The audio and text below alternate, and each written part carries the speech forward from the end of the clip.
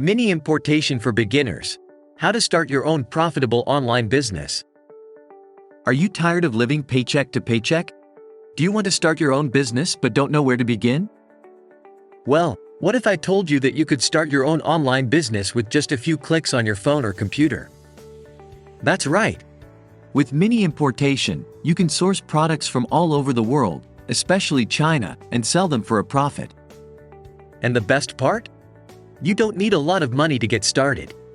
In this video, we'll take you through the basics of mini importation and show you how to start your own profitable online business. First things first, you need to find a reliable supplier.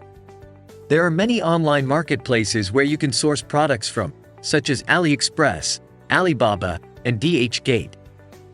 Once you've found a supplier, you need to negotiate the price and terms of the transaction. Before you make a purchase, it's important to inspect the product for quality and authenticity. We recommend that you make use of an agent who is on the ground in China to ensure the supplier does exactly what you want. This agent will also be responsible for shipping your products to you wherever you are, handle customs clearance, and deliver the products to you. Once you've received the products, you need to start marketing them on your website or social media pages.